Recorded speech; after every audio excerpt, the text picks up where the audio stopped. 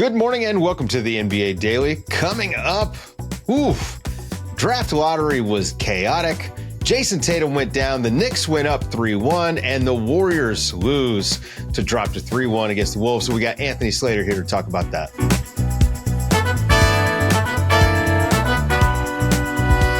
Good morning, everybody. Good morning, S. Another Good morning. chaotic night. Yeah, I mean, look, this is the NBA. I feel like the Jimmy Butler meme of him being tired during the NBA bubble, just because of how much that's happened over the last 24 hours. I feel like we jinxed Monday by saying that the second round had been a little bit of a letdown because of injuries.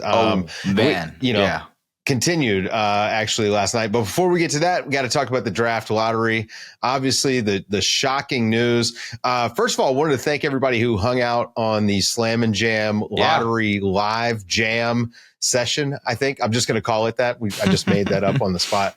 Over on our YouTube, Andrew Schlecht and Alex Spears, who host Slam and Jam, they cover the draft for us. So they did a really good job. It was a lot of fun. I hung out in the chat. So thank you guys if you were there for that.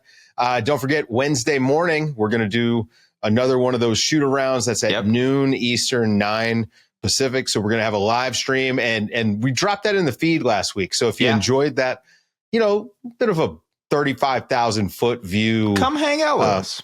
Come hang out or, catch it in the feed. But give us some feedback. Let us know if you like that. But anyway, lots of stuff to get to. Okay. Massive. Back to the actual lottery, the winners of the lottery. And I mean, this is just a shocking development. The Dallas Mavericks, as you probably know by now, win the lottery. I know that your Raptors, you were hopeful, but certainly this is at least the more entertaining outcome. Yeah, look, the Raptors are not the only losers in this draft. I think a lot of the tankers are losers in this draft. You think about the Washington Wizards, the New Orleans Pelicans, the Utah Jazz, the Brooklyn Nets, all of these teams that especially towards the end of the season, were methodically trying to lose, lost out. Flattened lottery odds, more even lottery odds have helped some of these other teams with lower chances to get opportunities to land the number one pick. And somehow in a weird basketball gods type of way, although, it doesn't make sense how the basketball gods work in this scenario. They bless the Dallas Mavericks. They move in mysterious ways, man. There is no right or wrong in the universe. You can make the worst trade ever and you can land, maybe a generational prospect. The number 2 pick goes to San Antonio. Again, the rich get richer here when it comes to a team that has a ton of prospects. Stephen Castle wins Rookie of the Year. Obviously, Victor Wembanyama's there. They have De'Aaron Fox. Yep. You got to think, man, that number 2 pick, now that Giannis is saying, maybe I want to go play elsewhere. You've got Brian Windhorst on TV saying, watch San Antonio. I don't know. This is a little bit more fuel to that fire.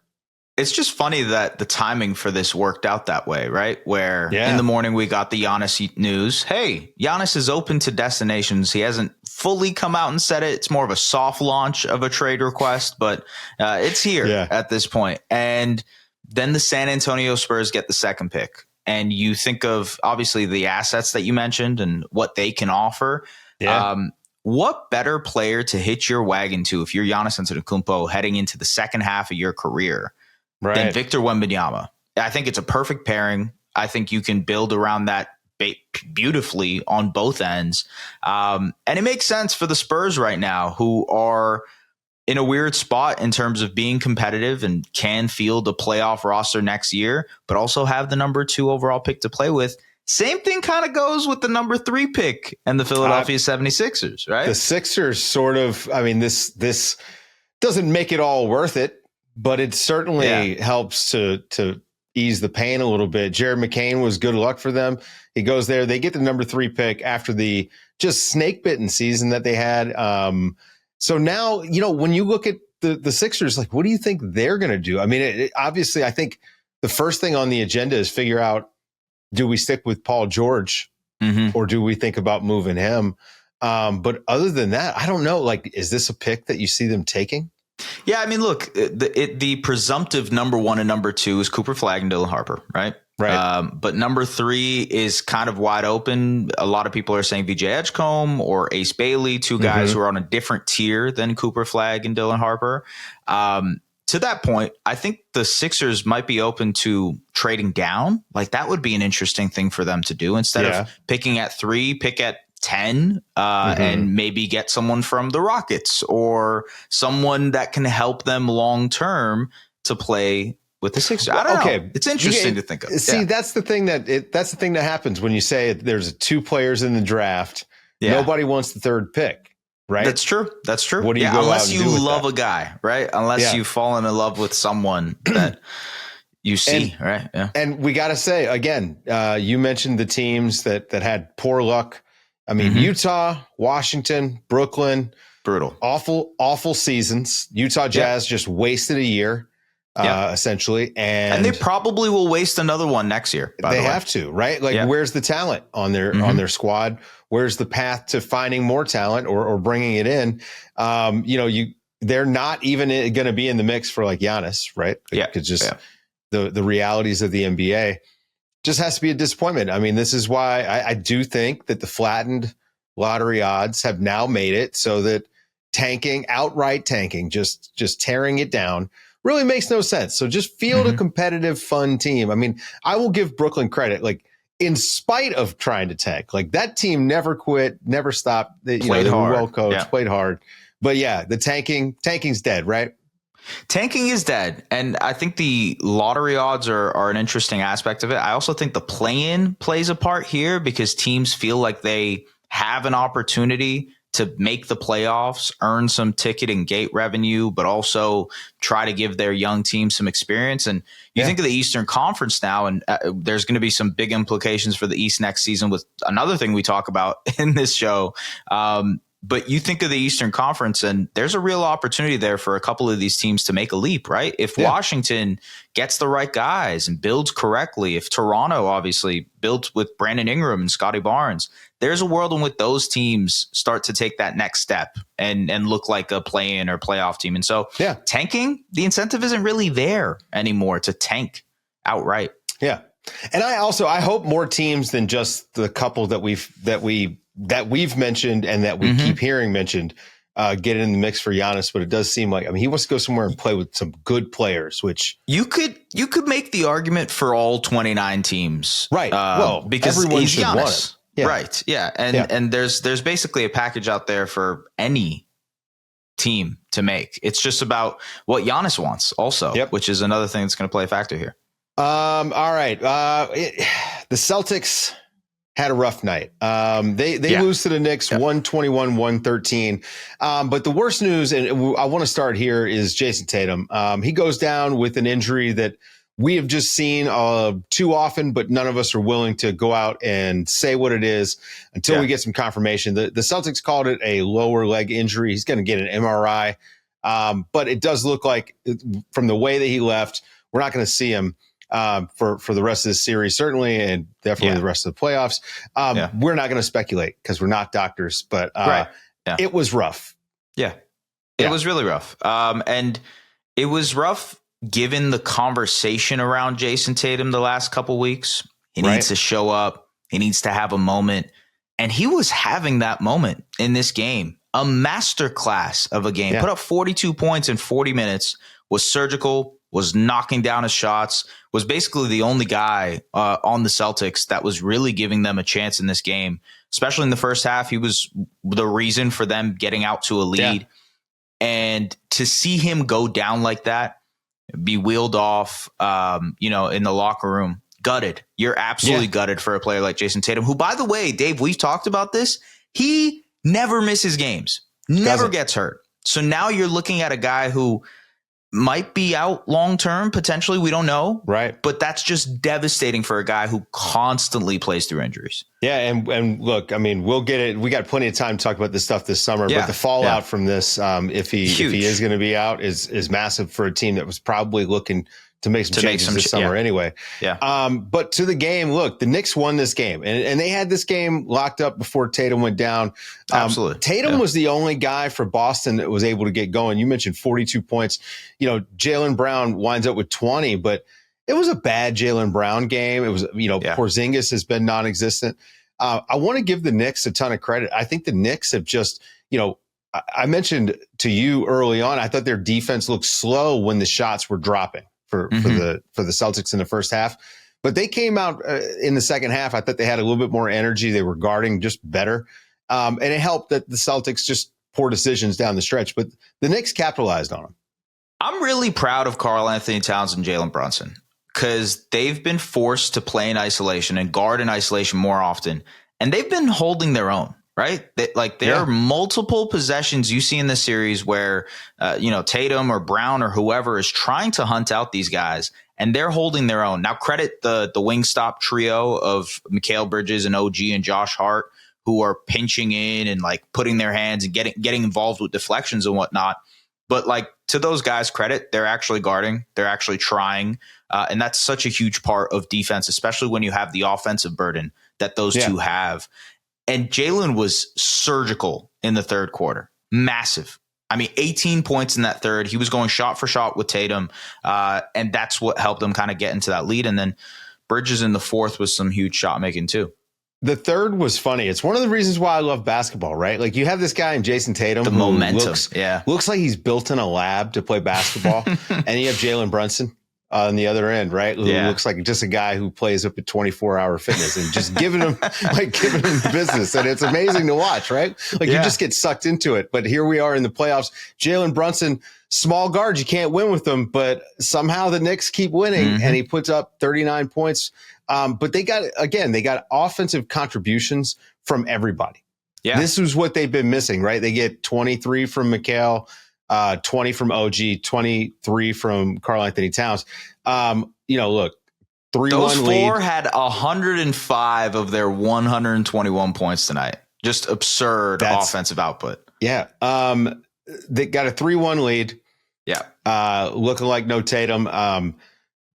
Knicks Pacers. How do you feel about Knicks Pacers? Yeah. I was going to say, if I had told you we would be sitting with two series, and it was 3-1, would you have guessed that it would be the Knicks and the Pacers? This is just no. And this is why, if you're the Spurs and you can make the trade and get Giannis, you make the trade and get Giannis. It really, there are no perfect teams right now. There's so much parity. Look, you've mentioned that this is like the parity era. And if you have an opportunity on any given season to give yourself even a 10% more chance at winning a championship, you do that. And Giannis is more than a 10% chance. He elevates the Spurs to a different level contender wise. If the Rockets go after him, he's the missing piece for them. Basically is the equation for a lot of these teams. And then when it comes to the Knicks and Pacers, you got your 90s back. You got your 90s back, right? I'm excited about that, although I think we're going to get some pretty high-scoring games. It seems like the Western Conference has the 90s scores now, and the East, it's like they flip-flopped for the era. Guys, stick around after the break. We got Christian Clark, who covers the Dallas Mavericks for us at The Athletic, with his initial reaction. We recorded right after the lottery, his initial reaction to not only being exhausted from life, but also to the Mavs winning the lottery.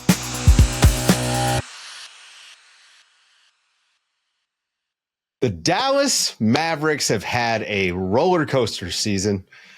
Christian Clark covers them for us. Christian, you have had a roller coaster season. First of all, congratulations on the baby. That's great news. And congratulations on the Dallas Mavericks winning the lottery in spite of only a 1.8% chance. How do you feel? There's a lot going on at the Clark household right now. A lot going on personally, a lot going on with this team.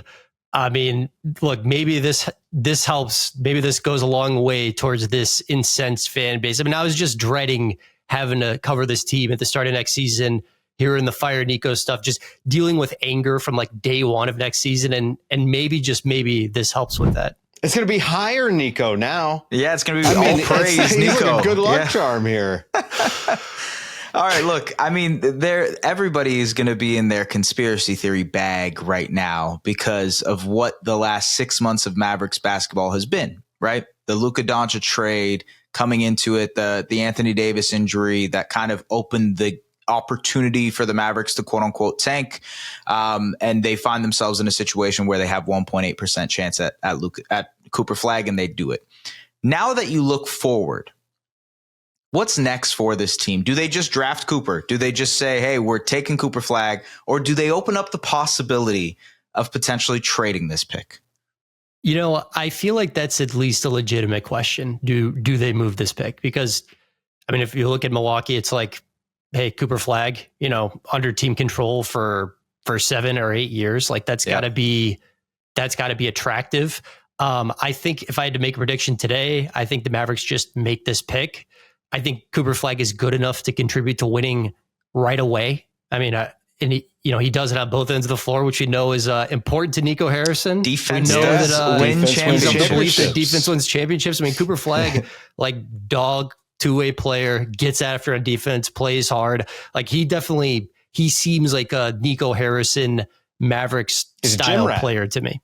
Yeah. A legit gym rat, not just a joke. I mean, he seems like a Nico Harrison guy, except for one thing: the New Balances. New Balance. I was going to ask you. I was like, "Is the New Balance thing going to be an issue?" I mean, what about this? Can he? Is he going to play the 5? You know, next to Anthony Davis, right? Like, you know, if you make this pick, like, what does it mean for Anthony Davis? What does it mean for the entire team? You know, it's not like Kyrie's going to be there to start the season. I don't know what the expectations would be, even if he comes back, let's say best case scenario, you know, he's back in January. We know that, you know, with ACL and, you know, it takes about a whole season really for a guy to feel like himself usually. So it's not like they expect to contend or anything next season. Anthony Davis isn't going to get any younger in the meantime. I mean, so if they did make the pick, like, what do you think happens as the fallout from that? Look, I think one of the really interesting parts about if they do make the pick is, you know, the Mavericks have like kind of a 2 to 3 year window here. I mean, really, they've got 2 years if you look at the age of their stars. So, you know, do they feel like Cooper Flagg can be the 3rd, 4th, 5th best player in a championship team right away? I think that's a question that they have to ask themselves. And also, you know, do they want to do this 2 timeline thing? You know, do they like Nico Harrison to me has not seemed focused on the long term. You know, they don't control their picks 27 to 2030. That's, you know, even with Cooper and you got to retool, like those would be really valuable pieces. You know, Nico Harrison said at that closed door roundtable, I've got 3 years left in my deal. You know, it was kind of like one way to read that was, look, I got 3 more years left. We're going to try to win a championship. And then who knows after that? I mean, I think, you know, just does this make the Mavs think long-term a little bit more? Should we talk about the Giannis in the room, S? We should. I mean, look, the way that we're opening the door for it right now for the possibility of it. I mean, if you are the Mavericks, look, this would have been a different conversation if it was the Nets or the Jazz or the Wizards, who are all losers in this lottery tonight. If it's the Mavericks, do you trade it for Giannis Antetokounmpo? You know, like I'm not like the most knowledgeable salary cap person in the world. You know, I don't know how difficult it would be to fill out that team if you've got guys, you know, on like the 55, the 45, the 42 million or whatever it is. But if your goal is to win a championship in the next 2 to 3 years, I mean, there's an argument to be made that you do, but you can also tell yourself like we can be a championship contender team, you know, next season, as long as Kyrie Irving looks like Kyrie Irving. That's the big thing. And I still think there are things they've got to go out and do at guard, because the Mavericks have one healthy point guard under contract for next season to be healthy at the start of next season. And that's Brandon Williams, who's a 2-way guy next year. So, you know, even if they take Cooper Flagg, like this team has to do something at guard, you know, to adjust to, I guess, fix like initiation creation. So looking at this team, okay, they were in the finals less than a year ago this time, last year. They trade a generational star, surprisingly. Now they've gotten the number 1 pick in the draft. What's next? I mean, it just feels like they have, it's either going to be a blockbuster or they're going to make some kind of crazy run next year. I guess, how do they fill this team out? You know, like, no Kyrie until January. Let's say they make the pick with Cooper Flagg. I really want to wish cast here. I mean, how do they fill the rest of it? Do they have to move someone? I think the funniest outcome would be Nico trading the pick for an underwhelming return. You know, like if he does trade it and he's like, yeah, but we put it on the floor for like Kevin Durant. It's like, we didn't get Giannis. We got Kevin Durant, you know, that would be the funniest outcome. I hope that doesn't happen because it was not fun dealing with that pissed off fan base all year. But that would be the funniest thing Nico could do is like move it for a guy who's got like 2 years left, you know, of prime or whatever. That would be insane. I'm still kind of recovering from the fallout of this, as we all are, sort of reacting to what the Mavericks like an hour ago as we're recording this. So, from your point of view, Christian, and I guess from yours as well, Dave, how do you look at this situation? And you look at sort of the history of the NBA and the lottery, right? When it comes to Cleveland, LeBron leaves, they immediately get Kyrie Irving. The Lakers trade Anthony Davis, they end up with Zion Williamson. And now this situation, there's going to be a lot of people considering the fact that the lottery is rigged. Okay, that's not necessarily what we're suggesting here, but it's just going to be a narrative. How do you parse through that with what's happened with the Mavericks over the last 6 months? You know, I've been dealing with a lot of conspiracy theories down here. One that was floating around and that will not die, and it's a ridiculous one, is that, hey, you know, ownership, this is a long con to move the team to Vegas. Right. They don't want to do that. I mean, it's like the fourth biggest media market in the United States. There's just going to be expansion teams, you know, like I'm sure the other owners want to get that big old check that comes with an expansion team. Like it's not going to happen. You know, a team that has won a championship here fairly recently in the fourth biggest media market, it's not going to get uprooted. But I've been dealing with that one, and that one's not dying. Look, I get why people want to have fun with it.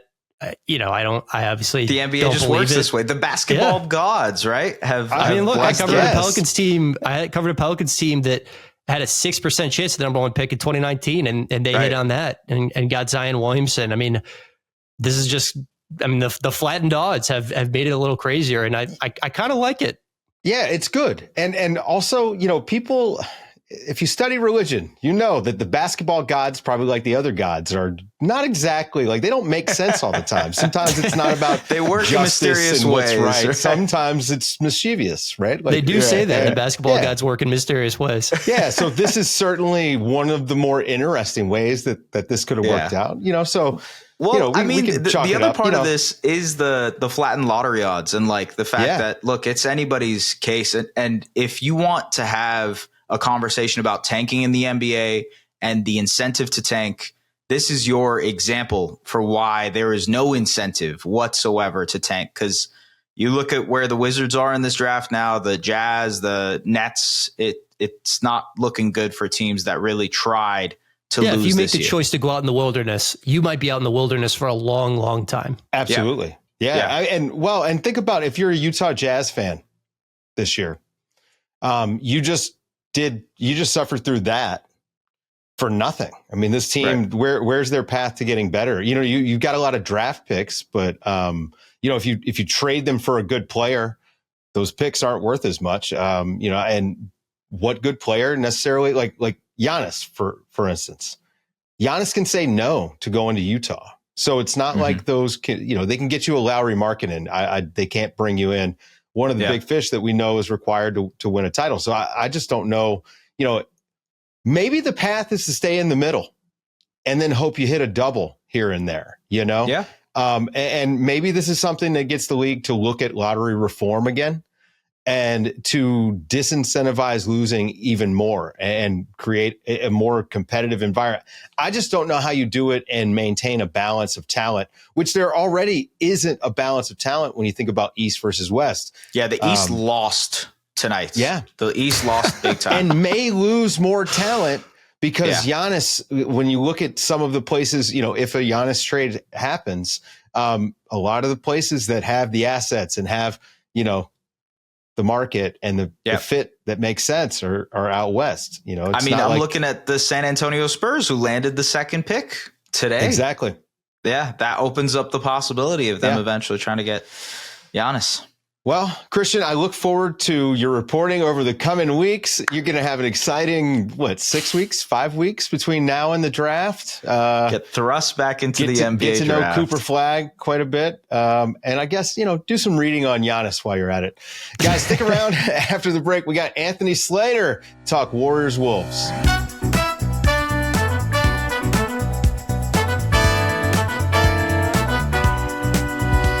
The Timberwolves pick up a win in Game 4, and the Warriors are now down 3-1. Anthony Slater's calling us from an Uber on his way to the airport.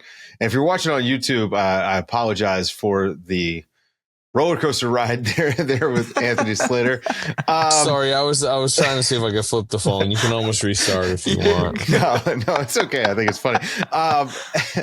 I got to say, look, obviously the Warriors, no Steph Curry. I think Game 3, that was their chance to stick in it. And man, the Wolves came out in Game 4 and really showed quite a bit of poise, I thought, especially in the second half. Anthony Edwards goes off, takes the game over. What was it like, watching the Warriors just not really be able to do anything against the Wolves? Yeah, they can't score. They first 3 games of the series under 100 points. Tonight they were over 100, mostly just because their mop-up duty guys went off late. They basically were below 100 tonight. Jimmy Butler was sick and took 9 shots, so you couldn't get kind of the full Jimmy Butler experience. And I know I'm probably, video-wise roller coastering a little bit for y'all again. But 27 attempted threes tonight, 23 attempted threes in the game prior. Like, that's just not 2025 volume that's going to allow you to compete. They can't score. They can't get enough spacing around Jimmy Butler. They cannot get the Miami Heat version of Jimmy Butler for various reasons right now. And they're just a little doomed offensively. And to be honest, I mean, it's pretty easy retelling of this story from the Warriors' perspective. Steph Curry hurt his hamstring injury. They felt very good about the series prior to that. They were up 30-20. I think they will tell themselves that they believe they would have won this series if Steph Curry was here, but their best player who, and they're probably more reliant than most teams on their best player, but their best player got hurt in the second round series and they're going to lose because of it. And I don't know if they would have won had it not happened, but they certainly aren't going to win after it happened. Yeah. Well, it certainly would have been a more competitive series at the very least, right? And I think if you look at it from the Warriors' perspective, like there's an opportunity here next season. And, Slater, we've kind of talked about it as we've had pods with you. It's like they're looking at this as a window for the next 2 or 3 seasons between Jimmy and Steph. How do you look at that window now, given some of the information that you have about this team?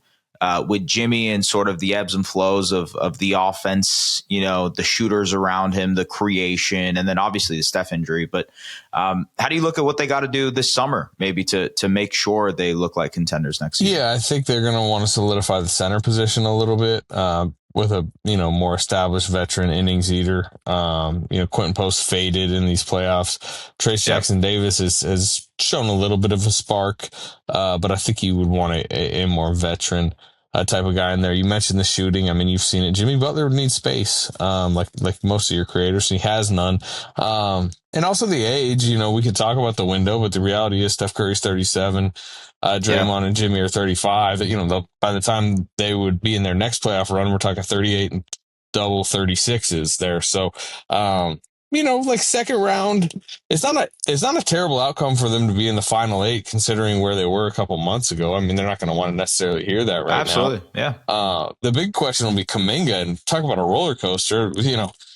It's like my video right now. Basically, has been his future and his market value and his just 4 years with the Warriors. But he would be the path through via sign and trade to get rotational help this summer, but he looks great the last couple of games, right?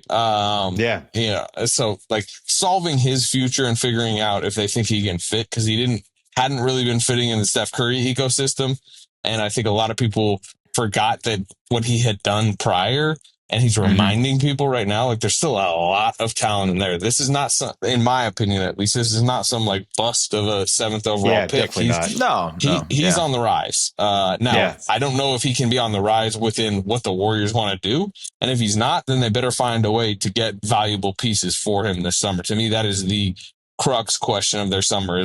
Does Kuminga become something valuable, or do you bring him back? Where do you lean at this point? Do you lean Kuminga being with the Warriors, or? And it's going to be tough conversations. Restricted free agency is obviously more team friendly. I know Joe Lacob is a big fan. He's over there, fist pumping after every big Kuminga play.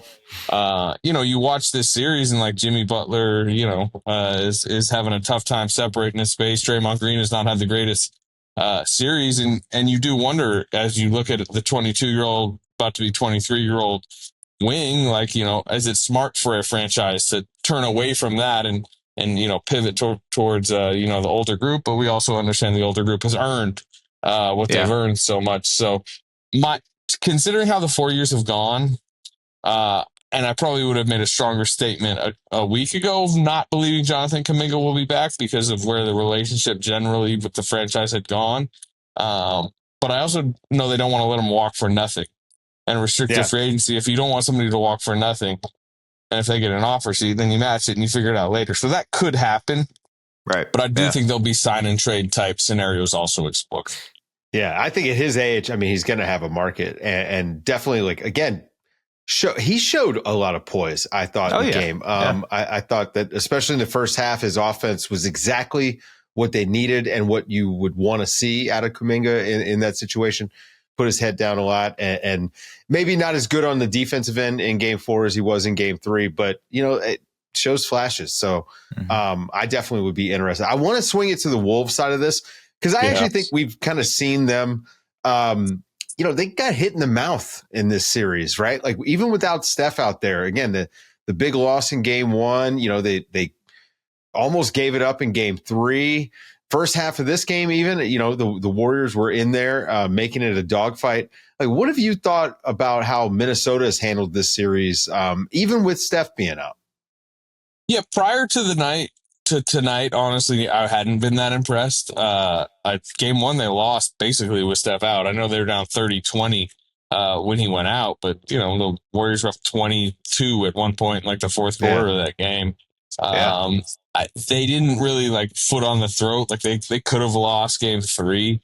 And honestly, behind the scenes, you had Warriors people kicking themselves about the idea that if Steph was there, like they really believed.